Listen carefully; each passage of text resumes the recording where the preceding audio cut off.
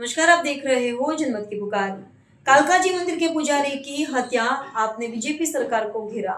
दिल्ली के कालकाजी मंदिर के एक पुजारी को निर्मम हत्या को लेकर आम आदमी पार्टी ने भाजपा सरकार पर तीखा हमला बोला है। अरविंद केजरीवाल ने भाजपा सरकार पर हमला करते हुए कानून व्यवस्था पर सवाल उठाए हैं।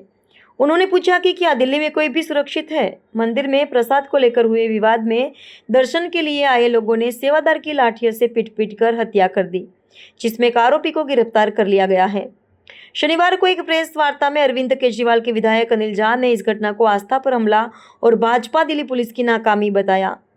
अनिल जैन ने आरोप लगाया कि दिल्ली में केंद्र से लेकर एमसीडी तक भाजपा की सरकार होने के बावजूद कानून व्यवस्था पूरी तरह चरमरा गई है।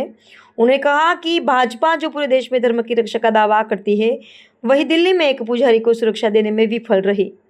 उन्होंने कहा कि अपराधियों के हौसले बुलंद हैं, जबकि दिल्ली पुलिस अक्षम लोगों के हाथों में है। अनिल जैन ने पूरी घटना के बारे में जानकारी दी है, सुनिए। दोस्तों नमस्कार। आज की महत्वपूर्ण प्रेस वार्ता में आपके साथ दिल्ली की कानून व्यवस्था को लेकर के हमें अत्यंत चिंता है। ये गंभीर मामला है। केंद्र में भारतीय जनता पार्टी की सरकार है, दिल्ली राज्य में भारतीय जनता पार्टी की सरकार है, कॉरपोरेशन में भारतीय जनता पार्टी की सरकार है, कैंटोनमेंट बोर्ड है, एनडीएमसी है, डीडीए है और एलजी है। ये अलग इनकी सरकारें हैं। उसके बाद जो भारतीय जनता पार्टी अपने आप को धर्म का सबसे बड़ा पैरोकार मानती रही है, मंदिरों पर हमेशा से आंदोलन चलाने का प्रयास, मंदिरों को बचाने का प्रयास, उनके पुजारियों के रखरखाव का प्रयास करती रही है।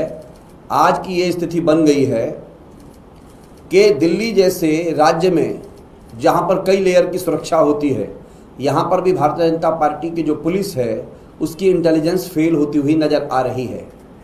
नई दिल्ली से मात्र 6-7 किलोमीटर दूर कालकाजी का प्रतिष्ठित मंदिर, जिस मंदिर पर हजारों लाखों लोग, अभी दुर्गा पूजा आने वाली है, वहाँ पर हजारों लाखों लोग वहाँ पर दर्शन करने के लिए आते हैं। भाजपा की सरकार के रहते हुए जो पुख्ता कानून व्यवस्था का दावा करती रही, अगर वहाँ के पुजारी की हत्या हो जाए और निर्मम हत्या हो जाए, आपने वीडियो के माध्यम से देखा होगा, तो यह चिंता का खाली विषय नहीं है।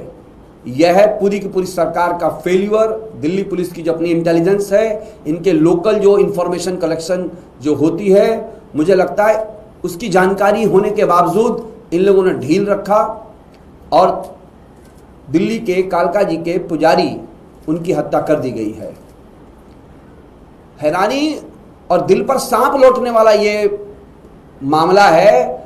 उसके बाद करेला और नीम चढ़ा की ये स्थिति बन जाती है कि दिल्ली पुलिस का आखिर रवैया क्या है।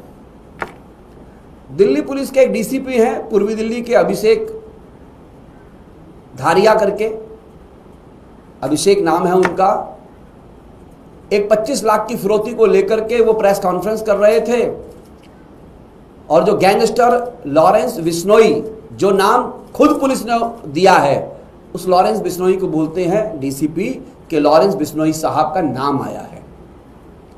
ये मेंटली दिवालियापन है दिल्ली पुलिस का, कानून व्यवस्था का। कानून व्यवस्था अक्षम लोगों के हाथों में जाती हुई मुझे लगता है नजर आ रही है।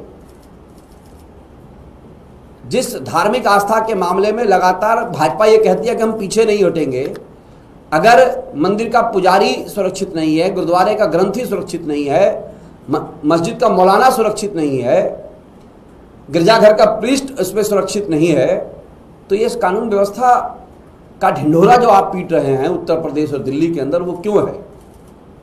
आपकी इंटेलिजेंस का फेलियर बिल्कुल सामने आता है। और मैं इसके अंदर आपको जानकारी देना चाहता हूं, ये आस्था पर हमला है और ये पुलिस की नाकामी है।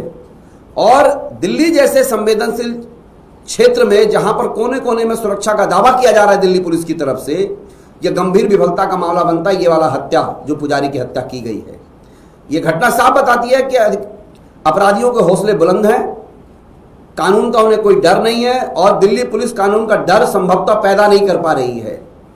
और दिल्ली पुलिस का रवैया देखिए, फर्जी मुकदमों पर लोगों को लपेटना, फर्जी मुकदमे लगाना, ईडी का गलत इस्तेमाल करना, उसकी चिंता नहीं है।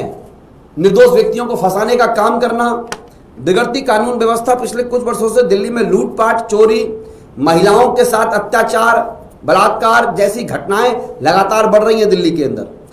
आए दिन ये वारदातें बढ़ती जा रही हैं। राजधानी के सड़कों पर कानून व्यवस्था सिर्फ मुझे लगता है या तो ये कमरों में बैठ के कर लेते हैं या कागजों पर ही है। दिल्ली की ये स्थिति है कई जगह पर, रात्रि को 12-1 बजे कोई महिला अपनी कार पर भी जा रही हो तो वो सुरक्षित महसूस नहीं करती है। मैंने एक वीडियो देखी थी कि कुछ महिलाएं दिल्ली राज्य से बाहर कहीं भ्रमण कर रही थी, कह रही थी कि दिल्ली में रात्रि को हम 12-1 बजे 2 बजे अगर अकेले 2 बहनें या अकेली बहन कोई निकले तो इस कानून व्यवस्था के साथ वो सुरक्षित नहीं है। मुझे लगता है सरकार और पुलिस पर यह सवालिया निशान है। स्थिति नियंत्रण से बाहर हो रही है और जमीनी हकीकत, कानून व्यवस्था जो बिल्कुल बिगड़ रही है उसको लेकर के दिल्ली पुलिस अनिभज्ञ है। मैं दिल्ली की जनता से कहना चाहता हूं, हम सबको मिलकर के इस कानून व्यवस्था जो बिगड़ी है इनके खिलाफ एक होना है, एकत्र होकर इस कानून व्यवस्था की जो विफलता है उसके खिलाफ सरकार से लड़ने के लिए खड़ा रहना है। और भारतीय जनता पार्टी को धिक्कार है, उसकी सरकार को धिक्कार है कि वे एक अपराधी को, एक गैंगस्टर को जी करके संबोधन करते हैं।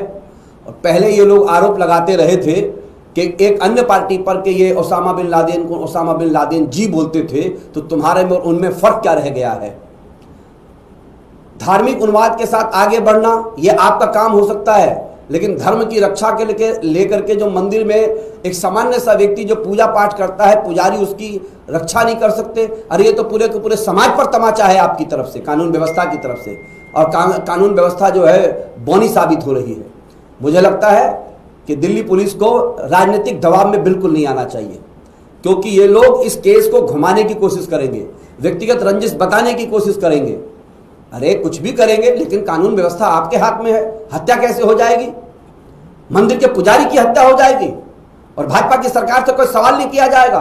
मुझे लगता है कि हम सबको मंदिर के पुजारी के न्याय के लिए खड़ा होना पड़ेगा और हम उनके साथ खड़े हुए हैं।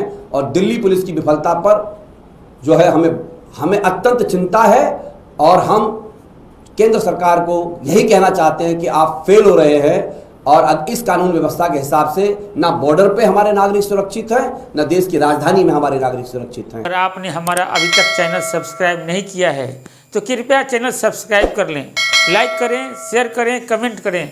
तो मिलते हैं फिर किसी और खबरों के साथ। नमस्कार।